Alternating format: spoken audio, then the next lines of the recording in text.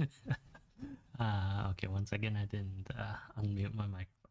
Anyway, so today I want to talk a little bit about the nature of how the human mind is organized and how writing is one of the easiest ways for us to organize our thoughts and to create essentially a properly organized mental framework. And I think it might be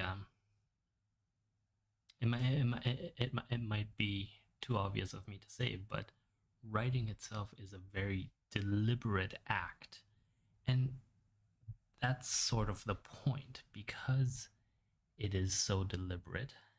It is by its very nature something that requires, for the lack of a better word, deliberation as we do it. And so by writing, we are helping organize our own thoughts, um, even as we are putting word to paper.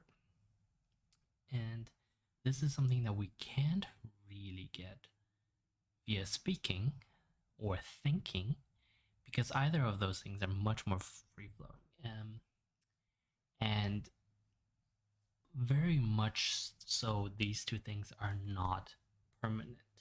So when I speak about writing earlier, part of what makes it so deliberate is that it is, at least in the short to medium term, permanent.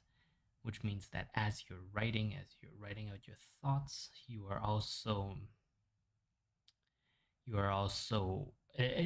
essentially you can refer back to it with proper context, with proper um, logical flow, without any issue. Whereas when we're speaking, as I am right now, I've already forgotten how I how I talked about writing at the very beginning of this.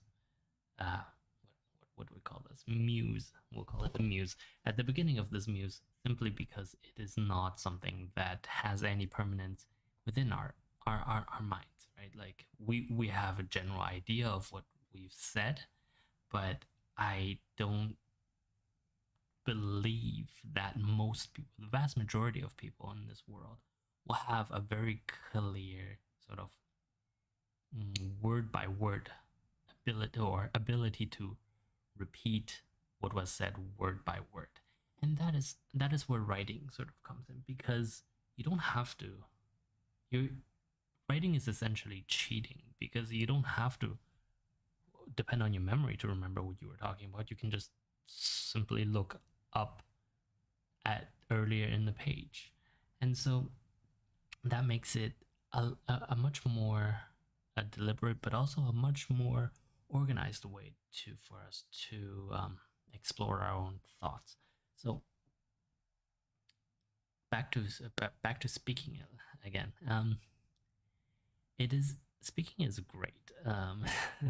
It's amazing for us to communicate really quickly. It allows me to essentially dump a whole bunch of my thoughts that I have right now into the ether that is the internet, and come back to it a day or two later once Google has auto generated all of my captions.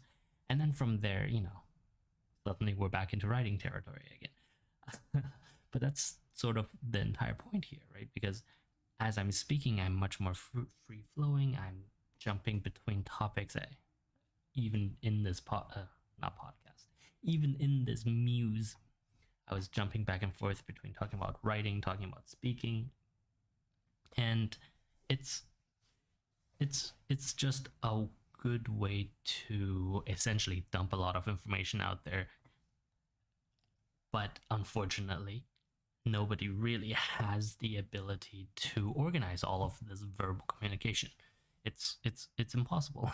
Say you're arguing with someone, and I'm sure everyone has had these particular arguments before, where during a verbal argument, the let's call them the opponent in that particular argument will not be able to understand, you know, every single broad point that you have brought up, and and um, rebut it, point by point in a very organized and very strict manner. That's not how that works. Um, I mean, yeah, well, we can look at presidential debates, or perhaps less depressingly, we can just think about day to day conversation, and that's that's fine. I mean, personally, for me, while I was or yeah, like when I was defending my thesis or my work, my research work, my committee members, and this is a very common theme across all committee members. They tend to harp on points that they think they understand, and continuously hammer those points because everything else is too difficult. So the the the cheating way that we have always called it was simply to present your committee, as you're presenting your own research, to present them with all of the facts, but highlight problems targeted towards each committee member so that it's very easy for them to grasp that that's a problem that they can ask you about. And since you've highlighted the problem for them, it makes it dramatically easier for you to prepare for a response. And so it in a lot of ways, that's just, at least to me, that's just cheating, because that makes life so much easier. Uh, but anyway, we've gotten dramatically off topic. The point is, in a verbal conversation, it is very much a quite a difficult thing to organize our thoughts, like I am doing right now, especially when we are just doing all of this ad hoc, right? Like if I wrote out an outline ahead of time and I had each individual point ready, that makes it a lot easier for me to just talk about the point, expand upon it in a sentence or two, and then move on. But that's, well, I mean, that's both not the point of this exercise and also not how general conversation works. And not to detour too broadly, but at least for me personally, the point of this exercise, of me actually doing all of these live muses, is to um, practice organizing my thoughts as I'm speaking, so that I have less of an issue with impromptu. Let's not say impromptu conversation, but impromptu. Uh, impromptu conversation where there are more than just a conversation with an acquaintance on the line. So, if you're standing in front of a board and you're trying to defend the latest decision made by the company, or you're part of someone else's board and you're just trying to give the executive a hard time, all of these things require a little bit more mental organization and ad hoc improvisation, right? And so that makes it easier. And I just realized, yeah, I could probably have gone and like done some improv, but this is improv and this is fun. Anyway, off topic again.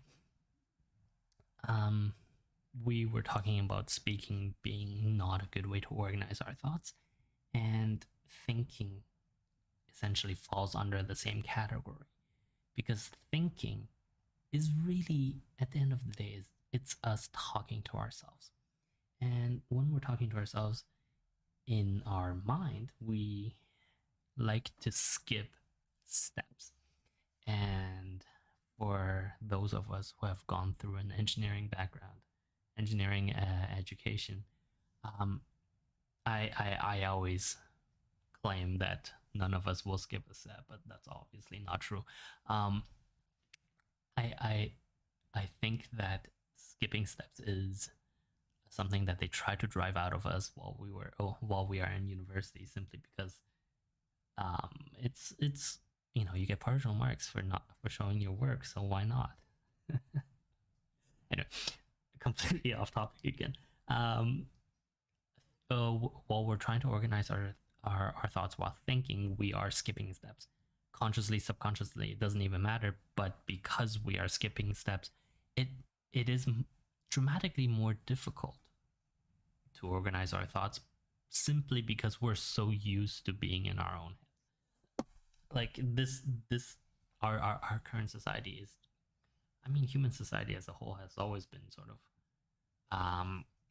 we do spend a lot of time alone, and therefore we spend a lot of time in our heads. And in this modern society, we have all of the tools necessary to not do that, which in some ways I find makes it worse because we tend to run away from our own thoughts, and so we cannot organize our own mind, and so we run away from that more, and it becomes this rapidly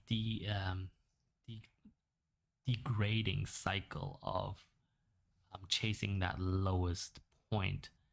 And so we have to well, not chasing that lowest point, but the mental fortitude cycles downwards, degrades with every round, and so we have to seek more and more external validation, or if not validation, then at least external stimulus, simply because we find it too difficult to be with our own thoughts. And so that's sort of the point of this particular talk, Muse. I really need to get used to saying that. This particular Muse, because as we are trying to organize our thoughts, it is my opinion, and not just my opinion, but I've established this through practice, that organizing, I find it much easier to organize my thoughts while writing. So even if it's just the pure outliner, like you use something like Dynalist, which is this cute little app that allows you to make a whole bunch of bullet points. But that might be the engineer within me talking again. But essentially, yeah, if you can write down your thoughts in a tree-like structure, in a non-linear structure, it doesn't matter. Like just throw up on a page, even. Then, I believe that it is a good way for us not just to essentially de-stress, right? Because once the words are out there, we can stop thinking about them. But before they're out there, it's very very much a difficult thing. And funnily enough, that's the other part of this particular exercise of these muses, is so that I can just essentially throw all of my words into the ether, but still like have them accessible, that I can go back to them in the future and expand upon these particular thoughts if it becomes necessary. Got off track again. Writing itself is deliberate, therefore we require deliberation while doing it. So imagine having an argument not with both parties spamming their keyboards, but with both parties writing letters back and forth. There can be very heated debates over letters. Well, I mean, obviously, if we can just type in all cap in block capitals into a screen and just yell at the same time, that's not really writing, because that's essentially an extension of conversation, right? Because, sorry, I'm getting off track again. Essentially, instant messaging, as it is not exactly writing, because there is no time for us to go back and edit. Whereas when we're writing long form, it doesn't matter if it's a story, a blog post, a journal post, we will always, it is within human nature to occasionally stop and go back and edit, a prior sentence, because suddenly you realize that you want to say it differently. And that is why a lot of big communications programs, I say communications, but really email programs, allow you to undo a send. And I'm thinking about Gmail, I think, when I'm saying this, because oftentimes in the heat of the moment we say a lot of things and then we hit send because it's satisfying to hit send. For a variety of reasons we'll revisit in the future. But it's that's why the human impulse is something that these big communications programs like to help us control, simply because we often say things we don't mean because we haven't thought it through, right? And so if we can do a lot of our organization and if not conversation, then at least organizing our minds through long form writing, then it becomes easier to in the future to refer to something that you've said in the past, and then now you have it sort of, you've subconsciously worked on it a little bit, and that allows you to um, expand upon it without the passion of the moment itself. And again, really, it's all about that. It's that passion and um, the transience of speech and of thought that writing can overcome and help us sort of smooth out. And really, that's all there is to it. Like, don't I don't think too hard. Write a little bit more, and